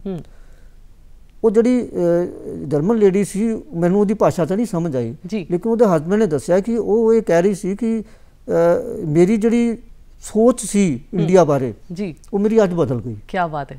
ਇਹ ਉਹਦਾ ਕਮੈਂਟ ਸੀਗਾ ਜੀ। ਔਰ ਉਹ ਕੁਝ ਮੈਨੂੰ ਇਨਾਮ ਦੇਣਾ ਚਾਹੁੰਦੇ ਸੀ ਜੀ। ਮੈਂ ਉਹਨਾਂ ਦੇ ਹੱਥ ਜੋੜੇ, ਮੈਂ ਕਿਹਾ ਜੀ ਅਗਰ ਤੁਸੀਂ, ਕਿਉਂਕਿ ਪਿੰਡਾਂ ਦੇ ਵਿੱਚ ਬੜੀ ਲੋੜ ਸੀਗੀ, ਮੈਂ ਕਿਹਾ ਤੁਸੀਂ NRI ਹੋ, ਅਗਰ ਕੁਝ ਹੈਲਪ ਕਰਨੀ ਹੈ ਮੇਰੇ ਸਕੂਲ ਦੀ ਕਰੋ। ਕਹਿਣ ਤੋਂ ਭਾਵ ਇਹ ਹੈ ਕਿ ਤੁਸੀਂ ਵਧੀਆ ਸਕੂਲ ਦੇ ਵਿੱਚ ਪੜ੍ਹੇ ਔਰ ਵਧੀਆ ਤੁਹਾਨੂੰ ਟੀਚਰ ਮਿਲੇ ਤੇ ਉਹੋ ਜਿਹੇ ਤੁਹਾਡੇ ਅਧਿਆਪਕ ਸੀ ਉਹੋ ਜਿਹੇ ਤੁਸੀਂ ਐਗਜ਼ਾਮਪਲ ਅਸੀਂ ਬੱਚੇ ਅੱਗੇ ਰੱਖੀ ਜੀ। ਔਰ ਦਰਸ਼ਕਾਂ ਨੂੰ ਦੱਸ ਦਈਏ ਕਿ ਇਹ ਇੱਕ ਬਹੁਤ ਅੱਛੇ ਅਧਿਆਪਕ ਹੀ ਨਹੀਂ ਬਲਕਿ ਇੱਕ ਬਹੁਤ ਅੱਛੇ ਨਾਵਲਕਾਰ ਵੀ ਨੇ। ਔਰ ਨਾਲ ਦੀ ਨਾਲ ਇੱਕ ਤੁਸੀਂ ਸ਼ਬਦ ਸੁਣਿਆ ਹੋਏਗਾ ਕੰਡੀ ਬੋਲੀ, ਉਹਦੇ ਬਾਰੇ ਵੀ ਆਪਾਂ ਜਾਣਨਾ ਹੈ। ਪਰ ਫਿਲਹਾਲ ਸਮਾਂ ਹੋ ਗਿਆ ਇੱਕ ਗੀਤ ਦਾ। ਚੱਲਦੇ ਹਾਂ ਜੀ ਇਹ ਗੀਤ ਵੱਲ ਤੇ ਫਿਰ ਕਰਾਂਗੇ ਬਾਕੀ ਦੀਆਂ ਗੱਲਾਂ।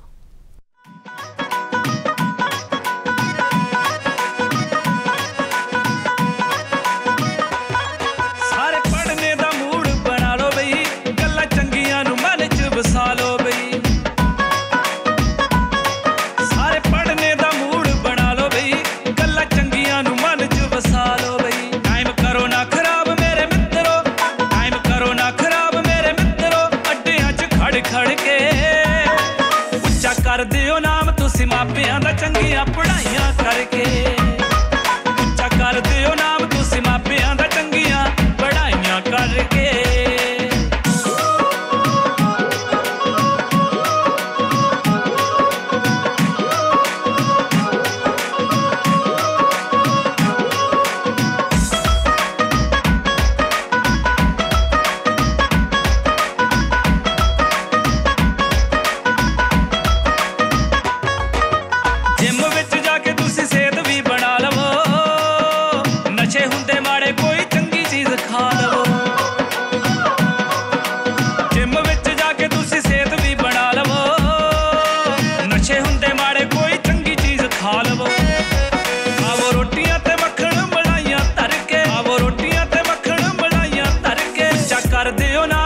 ਮਾਪਿਆਂ ਦਾ ਚੰਗੀਆਂ ਪੜ੍ਹਾਈਆਂ ਕਰਕੇ, ਉੱਚਾ ਕਰ ਦਿਓ ਨਾਮ ਤੁਸੀਂ ਮਾਪਿਆਂ ਦਾ ਚੰਗੀਆਂ ਪੜ੍ਹਾਈਆਂ ਕਰਕੇ।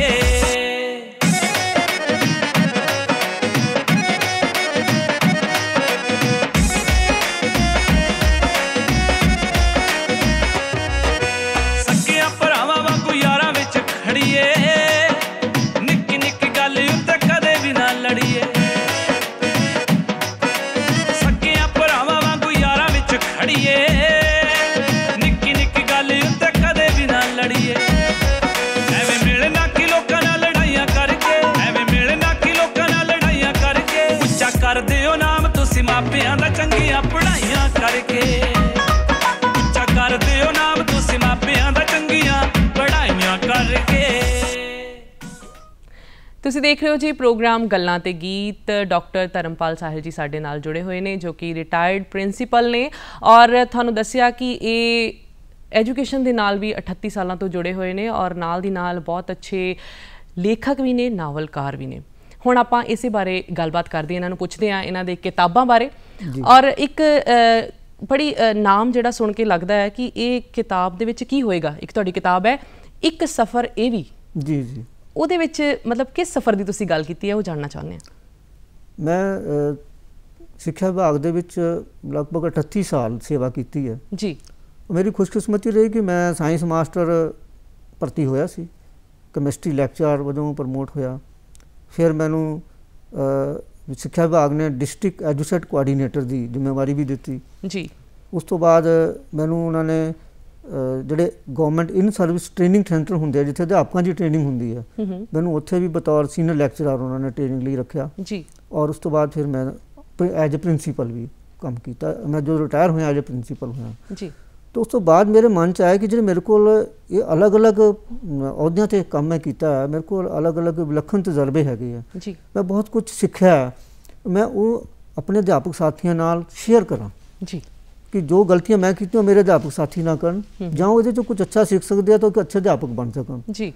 उसनूं मैं ध्यान च रखदे अपने जिहड़े तजर्बात सीगे। एक जो अध्यापक हुंदा वो मतैहत हुंदा जी, जो मुखी हो जाता है तो फिर बॉस हुंदा तो उसनूं एज ए अध्यापक काम करना पैंदा है, एज ए अध्यापक एज ए मुखी काम लेना पैंदा। दोनों तरह के एक्सपीरियंस अलग अलग है। वो मैं सारे ये पुस्तक च देने की कोशिश की है कि 40 साल पहला एजुकेशन किदां दी सी साडे पंजाब, 40 साल बाद हुण किस स्टेज ते पहुंची है जी, वो सारा विस्तार ना इस पुस्तक मतलब कह सकते हैं कि अध्यापकों वास्ते ये किताब बहुत जरूरी है पढ़नी। हाँ बिल्कुल। और मैनू ये कहते एक बड़ी खुशी हो रही है कि मेरे जिले के जोड़े DO सीगे जतिंदर सिंह मानकू जिन्होंने इन्हू एडिट किया किताब जी, खुद बड़े अच्छे सिक्ख्याविद है, शास्त्री है जी, तो उन्होंने इसनू पढ़ के और इनू मैनू अगवाई दी जी कि किताब होर किदां वधिया बन जी। 8 किताबां जिहड़ियां आ तुसी नावल दियां लिखियां, 12 किताबां विचों 12-13 तुहाडीआं किताबां 8 किताबां नावल दियां। ते जदों तुसी नावल लिखदे हो तो की तुहाडे दिमाग विच हुंदा है विशा या उसदा थीम, किस विषय ते लिखदे हो? दरअसल जो समाज दे विच अन्याय हो रहा है, विसंगतियां हैं, लोगों का शोषण हो रहा है और सानू जिहड़े आर्थिक धार्मिक होर तरह के पाड़े नज़र आ रहे हैं जी, ये जो वधीकियां नज़र आंदियां ये सारियां मन नूं टुंबदियां। यही विषय बनते हैं साडे जी कि इन्हां नूं असीं अपनी एक प्रोग्रेसिव सोच राही विग्यानक दृष्टिकोण राही इन्हां नूं पाठकां अगे रखीए जी। और नावल लिखण दे विच एक खुल हुंदी कि साडे कोल बड़ा विस्तार असीं उस चीज़ नूं दे सकदे हां जी। मिनी कहानी जां कहानी थोड़ा लिमिटेशन भी हुंदी है। तो ये इस तरह के विषय, लेकिन मैं इन्हां च जदों मैं पहला गल की मैं कंढी इलाके नूं जिहड़ा पंजाब बिल्कुल मैं वही जानना चाहनी हूं क्योंकि मैं दर्शकों नूं भी दस्सिया कि मैं भी ये जिहड़ा शब्द है पहली बार सुनिया, कंढी सभ्याचार, कंढी बोली, कंढी खेतर जी जी जी ये की है। और तुसी दस्सिया कि कोई तुसी शब्दकोश भी लिखी है कंढी बोली ते। मैं संक्षेप च दसना चाहूँगा कि पठानकोट के शाहपुर कंढी तो लैके रोपड़ तक 250 किलोमीटर लंबी बेल्ट है जिहड़ी शिवालिक रेंज है हिमाचल के नाल जी। उस एरिए नूं प्रशासनिक तौर पर कंढी एरिया कहा गया ठीक, जो 550 पिंड है उहदे विच। उस इलाके का जिहड़ा कल्चर है, सभ्याचार है, संस्कृति है, ना वो हिमाचली है, ना वो एक पासे डोगरी जिहड़ा J&K लगता है, ना वो दुआबी है जिथे दुआबा ज़्यादा लगता है, तो एक पासा तो राजस्थान लगता है। वो एक हाइब्रिड कल्चर है जिहड़ा कि मैनूं मिक्स कल्चर असीं कह सकदे, लेकिन वो विलखण है जी। उस दे बारे साडे पंजाबी साहित्य दे विच मालवे खेतर की गल हुंदी है, माझे की गल हुंदी है, दुआबे की गल हुंदी, लेकिन मेरे कंढी खेतर की गल मैं ना पहला कदे पढ़ी सी। ये मेरे अंदर एक इल्हाम जिहा होया कि मैनूं लगा कि भी मैं जिथों दा जम पला मेरे ते एक ऋण है, एक कर्ज है, तो मैं लिख सकदा, मैनूं ये कर्ज उतारना चाहिए, लिख के उतारना जी। तो मैं उत्थों दे उस विलखण कल्चर नूं, उत्थों दीयां जिहड़ियां खास समस्यावां है जिहड़ियां बाकी खेतरां 'च नहीं है पंजाब दे, उन्हां सारियां नूं मैं अपने नावलां राहीं, आर्टिकल्स राहीं, अखबारां 'च किताबां राहीं देण दी कोशिश कीती। और मैनूं खुशी है दसदियां कि पंजाबी यूनिवर्सिटी ने मेरे पहले नावल पथराट दे विच बोली जदों उन्हां दे विद्वानां ने देखी तो मैनूं उन्हां ने प्रोजैक्ट दिता कि मैं कंढी बोली का एक शब्द संग्रह तैयार करां जी, जिहदे विच उत्थों दे शब्दावली, मुहावरे, बुझारतां, पहेलियां सारा कुछ इकट्ठा होया। उन्होंने मेरे तो लोक गीत भी इकट्ठे करवाए जी। तो इस तरह उसका जिहड़ा सभ्याचार है उस इलाके का वो साडी पंजाबी दी मुख्य धारा नाल जुड़िया। जे आपां मुखड़ा लोक गीत दा तुहाडे तो सुणीए, कोई याद होएगा तुहानूं कंढी बोली च? ये मौके ते घड़िया सवाल है नहीं मैं सुना पाऊंगा जी। ਪਰ ਇਹ ਹੈ ਕਿ ਉਹ ਜਿਹੜੀਆਂ ਹੁਣ ਕਿਉਂਕਿ ਇਹ ਮਤਲਬ ਜਿਹਨੇ ਸੁਣਨੇ ਆ ਲੋਕ ਗੀਤ ਤੇ ਉਹ ਕਿਤਾਬਾਂ ਪੜ੍ਹੇ ਤੁਹਾਡੀ। ਹਾਂ, ਜਿੱਦਾਂ ਉਹਦੇ 'ਚ ਮੈਂ ਇੱਕ ਦੱਸਣਾ ਚਾਹੂੰਗਾ, ਜਦੋਂ ਉੱਥੇ ਬਰਾਤ ਲੜਕੀ ਵਾਲਿਆਂ ਦੇ ਆਉਂਦੀ ਆ ਔਰ ਉਹ ਖਾਣਾ ਖਿਲਾਉਂਦੇ ਉਹਨਾਂ ਨੂੰ ਪੱਤਲਾਂ ਦੇ ਵਿੱਚ ਪਾ ਕੇ ਬਿਠਾ ਕੇ, ਤਾਂ ਉਸ ਵੇਲੇ ਜਿਹੜੀਆਂ ਲੇਡੀਜ਼ ਹੈਗੀਆਂ ਉਹ ਉਹਨਾਂ ਨੂੰ ਮਜ਼ਾਕ ਵੀ ਕਰਦੀਆਂ ਔਰ ਉਹ ਇੱਕ ਲਾਈਨ ਅਕਸਰ ਗਾਉਂਦੀਆਂ, ਜਿਹੜਾ ਉੱਥੇ ਕੋ ਇੱਕ ਇਸ ਲਾਈਨ 'ਤੇ ਦੇਖਣ ਵਾਲੀ ਗੱਲ ਹੈ, ਕੋਈ ਇਸ਼ਾਰੇ ਨਾਲ ਇਹ ਦੱਸ ਰਹੀਆਂ ਕਿ ਇਹ ਲੜਕਾ ਜਿਹੜਾ ਤੁਹਾਨੂੰ ਸਮਾਨ ਵੰਡ ਰਿਹਾ ਹੈ ਇਹ ਕੁਆਰਾ ਹੈ। ਅੱਛਾ ਜੀ। ਤਾਂ ਉਹ ਉਸ ਵੇਲੇ ਉਹ ਗਾਣ ਗਿਆ ਕਿ ਵੀ ਰੋਟੀ ਦੇਣ ਵਾਲਾ ਮੁੰਡਾ ਕੁਮਾਰਾ, ਇਹਨੂੰ ਦੇ ਜਾਓ ਕੋਈ ਛੁਹਾਰਾ, ਇਸ ਤਰ੍ਹਾਂ। ਤੇ ਜੇ ਬਰਾਤ ਦੇ ਜਦੋਂ ਉਹਨਾਂ ਨੇ ਕਟਾਕਸ਼ ਕਰਨਾ ਹੈ ਤਾਂ ਉਹ ਗਾਣ ਗਿਆ ਕਿ ਪਾਣੀ ਕਿੰਨਾ ਪੀਂਦਾ ਖੂਹ ਸਾਰਾ, ਰੋਟੀ ਕਿੰਨੀ ਖਾਂਦਾ ਖਾਰਾ ਸਾਰਾ ਟੋਕਰੀ। ਤਾਂ ਉਹ ਕਹਿੰਦੇ ਕਿ ਇਹਨਾਂ ਦੇ ਢਿੱਡ ਤੇ ਟਰੈਕਟਰ ਫੇਰੋ, ਇਹਨਾਂ ਦੇ ਢਿੱਡ ਤੇ ਟਰੈਕਟਰ ਫੇਰੋ। ਯਾਨੀ ਇਹ ਉੱਥੋਂ ਦੇ ਲੋਕ ਗੀਤ ਦੇ ਵੀ ਜੁੜੀ ਹੋਈ ਗੱਲ ਹੈ। ਭਾਵੇਂ ਉੱਥੇ ਟਰੈਕਟਰ ਨਹੀਂ ਹੈ, ਨਹੀਂ ਮਿਲਦੇ, ਲੇਕਿਨ ਉਹਨਾਂ ਨੇ ਬਣਾਏ ਹੋਏ ਚੀਜ਼ਾਂ। ਬਹੁਤ ਸਾਰੇ ਮਾਨ ਸਨਮਾਨ ਤੁਹਾਨੂੰ ਮਿਲ ਚੁੱਕੇ ਆ, ਉਹਦੇ ਵਿੱਚੋਂ ਇੱਕ ਜਿਹੜਾ ਖਾਸ ਹੈ ਉਹ ਹੈ ਐਜ਼ ਅ ਕ੍ਰੀਏਟਿਵ ਟੀਚਰ ਜਿਹੜਾ ਤੁਹਾਨੂੰ ਮਿਲਿਆ ਸੀ ਰਾਸ਼ਟਰਪਤੀ ਅਵਾਰਡ 2007 ਦੇ ਵਿੱਚ। ਇੱਕ ਟੀਚਰ ਦਾ ਕ੍ਰੀਏਟਿਵ ਹੋਣਾ ਕਿੰਨਾ ਕੁ ਫਾਇਦੇਮੰਦ ਹੁੰਦਾ ਹੈ ਬੱਚਿਆਂ ਵਾਸਤੇ? ਤੁਸੀਂ ਇੱਕ ਸਾਹਿਤਕਾਰ ਵੀ ਹੋ, ਅਧਿਆਪਕ ਵੀ ਹੋ, ਤੇ ਜਦੋਂ ਤੁਸੀਂ ਪੜ੍ਹਾਉਂਦੇ ਰਹੇ ਜਾਂ ਫਿਰ ਪ੍ਰਿੰਸੀਪਲ ਐਜ਼ ਅ ਪ੍ਰਿੰਸੀਪਲ ਰਹੇ, ਬੱਚਿਆਂ ਨੂੰ ਕੀ ਲਾਭ ਹੋਇਆ ਇਹਨਾਂ ਦੋਨਾਂ ਚੀਜ਼ਾਂ ਦਾ? ਮੈਂ ਦੱਸਣਾ ਚਾਹੂੰਗਾ ਕਿ ਜਦੋਂ ਸਾਨੂੰ ਪੁਰਸਕਾਰ ਮਿਲਿਆ ਸੀ ਤਾਂ ਡਾਕਟਰ ਕਲਾਮ ਜੀ ਦੇ ਸ਼ੁਭ ਹੱਥਾਂ ਤੋਂ ਪ੍ਰਾਪਤ ਹੋਇਆ ਜੀ। ਉਹਨਾਂ ਨੇ ਸਾਨੂੰ ਇੱਕੋ ਗੱਲ ਕਹੀ ਸੀ, ਸਾਰੇ ਅਸੀਂ ਹਿੰਦੁਸਤਾਨ ਦੇ 22 ਅਧਿਆਪਕ ਬੈਠੇ ਸੀਗੇ, ਕਿ ਤੁਸੀਂ you are all creative teachers, ਤੁਸੀਂ ਆਪਣੀ ਕ੍ਰੀਏਸ਼ਨ ਦਾ ਬੱਚਿਆਂ ਨੂੰ ਫਾਇਦਾ ਦਿਓ ਵੱਧ ਤੋਂ ਵੱਧ। ਉਹਨੂੰ ਫਾਇਦਾ ਅਸੀਂ ਕੀ ਦੇ ਸਕੇ ਕਿ ਅਸੀਂ ਬੱਚਿਆਂ ਦੇ ਵਿੱਚ ਜਿਹੜੀਆਂ ਲੁਕੀਆਂ ਹੋਈਆਂ ਪ੍ਰਤਿਭਾਵਾਂ ਹੈਗੀਆਂ, ਹਿਡਨ ਜਿਹੜੇ ਉਹਨਾਂ 'ਚ ਕੁਆਲਿਟੀਜ਼ ਹੈਗੀਆਂ, ਉਹ ਅਸੀਂ ਆਪਣੀ ਸੰਵੇਦਨਸ਼ੀਲਤਾ ਰਾਹੀਂ, ਚਾਹੇ ਉਹਨਾਂ 'ਚੋਂ ਲਿਖਣ ਦੀ ਪ੍ਰਤਿਭਾ ਸੀ, ਚਾਹੇ ਸਟੇਜ ਤੋਂ ਬੋਲਣ ਦੀ ਪ੍ਰਤਿਭਾ ਸੀਗੀ ਉਹਨਾਂ 'ਚ, ਚਾਹੇ ਉਹਨਾਂ 'ਚ ਕੋਈ ਪੇਂਟਿੰਗ ਕਰਨ ਦੀ ਪ੍ਰਤਿਭਾ ਸੀਗਾ, ਅਸੀਂ ਉਹਨਾਂ ਨੂੰ ਪਛਾਣਨ ਦੀ ਕੋਸ਼ਿਸ਼ ਕੀਤੀ। ਪਛਾਣਨ ਤੋਂ ਬਾਅਦ ਅਸੀਂ ਉਹਨਾਂ ਨੂੰ ਮੰਚ ਪ੍ਰੋਵਾਈਡ ਕੀਤਾ, ਯਾਨੀ ਸਟੇਜ ਦਿੱਤੀ, ਸਕੂਲ ਦੀ ਸਟੇਜ ਦਿੱਤੀ। ਮੈਂ ਐਜ਼ ਪ੍ਰਿੰਸੀਪਲ ਰਹਿੰਦੇ, ਅਧਿਆਪਕ ਰਹਿੰਦੇ ਵੀ ਅਸੀਂ ਸਕੂਲ 'ਚ ਸਾਲਾਨਾ ਪੱਤਰਿਕਾਵਾਂ ਜਿਹੜੀਆਂ ਪ੍ਰਕਾਸ਼ਿਤ ਕੀਤੀਆਂ, ਪੁਲਾਂਗ ਨਾਂ 'ਤੇ ਪ੍ਰਕਾਸ਼ਿਤ ਕੀਤੀ, ਬੀਜ ਦਰਪਣ ਨਾਂ 'ਤੇ, ਤੇ ਉਹਨਾਂ ਬੱਚਿਆਂ ਨੂੰ ਅਸੀਂ ਇੱਕ ਮੰਚ ਦਿੰਦੇ ਸੀਗੇ, ਉਹਨਾਂ ਦੀ ਰਚਨਾਵਾਂ ਉਹਦੇ ਛਾਪਣੀਆਂ ਔਰ ਉਹਨਾਂ ਨੂੰ ਸਟੇਜ ਮਿਲਣੀ। ਮੈਂ ਇੱਕ ਉਦਾਹਰਨ ਦੇਣੀ ਚਾਹੂੰਗੀ ਕਿ ਮੇਰੇ ਸਕੂਲ ਦੀ ਇੱਕ ਬੱਚੀ ਨੇਹਾ ਸ਼ਰਮਾ ਜਿਹੜੀ 10ਵੀਂ 'ਚ ਪੜ੍ਹਦੀ ਸੀ, ਜਦੋਂ ਸਕੂਲ ਮੈਗਜ਼ੀਨ 'ਚ ਉਹਨੇ ਆਪਣੀ ਓਰੀਜਨਲ ਕਵਿਤਾ ਲਿਖੀ, ਉਹ ਕਵਿਤਾ ਇੱਕ ਨਿੱਕਿਆ ਕਰੂੰਬਲਾ ਪੱਤਰਿਕਾ ਪੰਜਾਬ ਦੀ ਹੈ, ਬਲਜਿੰਦਰ ਮਾਨ ਛਾਪਦੇ ਆ, ਉਹਦੇ ਛਪੀ ਆਨਲਾਈਨ। ਉਹ ਪਾਕਿਸਤਾਨ ਦੇ ਵਿੱਚ ਅਸ਼ਰਫ ਸੁਹੇਲ ਹੈਗੇ ਇੱਕ, ਉਹ ਬੱਚਿਆਂ ਦਾ ਮੈਗਜ਼ੀਨ ਪੰਖੇਰੂ ਛਾਪਦੇ ਆ, ਉਹਨਾਂ ਨੇ ਉਰਦੂ ਸ਼ਾਹਮੁਖੀ 'ਚ ਉੱਥੇ ਛਾਪੀ। ਔਰ ਫਿਰ ਉਹ ਇੰਗਲੈਂਡ ਕਿਸੇ ਪਾਠਕ ਨੇ ਪੜ੍ਹਨ ਤੋਂ ਬਾਅਦ ਉਸ ਪਿੰਡ ਦੇ ਵਿੱਚ ਉਸ ਬੱਚੀ ਨੂੰ ਉਹਨਾਂ ਦੇ ਘਰ ਇੰਗਲੈਂਡ ਤੋਂ ਫੋਨ ਆਇਆ। ਤਾਂ ਉਹ ਬੱਚੇ ਦੇ ਮਾਂ ਪਿਓ ਤਾਂ ਹੈਰਾਨ ਪਰੇਸ਼ਾਨ, ਮਤਲਬ ਖੁਸ਼ ਵੀ, ਇੰਨੇ ਖੁਸ਼ੀ ਨਹੀਂ ਸੀ ਦੇਖੀ ਜਾਂਦੀ। ਮੈਂ ਸਮਝਦਾ ਕਿ ਕ੍ਰੀਏਟਿਵ ਹੋਣ ਦਾ ਇਹ ਇੱਕ ਬੱਚੇ ਨੂੰ ਫਾਇਦਾ ਮਿਲਦਾ ਹੈ, ਬਿਲਕੁਲ ਫਾਇਦਾ ਮਿਲ ਸਕਦਾ ਜੀ। ਇੱਕ ਸਕੂਲਾਂ ਕਾਲਜਾਂ ਵਿੱਚ ਕਰਾਇਆ ਜਾਂਦਾ ਐਕਸਟਰਾ ਕਰਿਕੂਲਰ ਐਕਟੀਵਿਟੀਜ਼ ਪੜ੍ਹਾਈ ਤੋਂ ਇਲਾਵਾ, ਉਹ ਬੱਚਿਆਂ ਵਾਸਤੇ ਕੀ ਭੂਮਿਕਾ ਅਦਾ ਕਰਦੇ ਨੇ?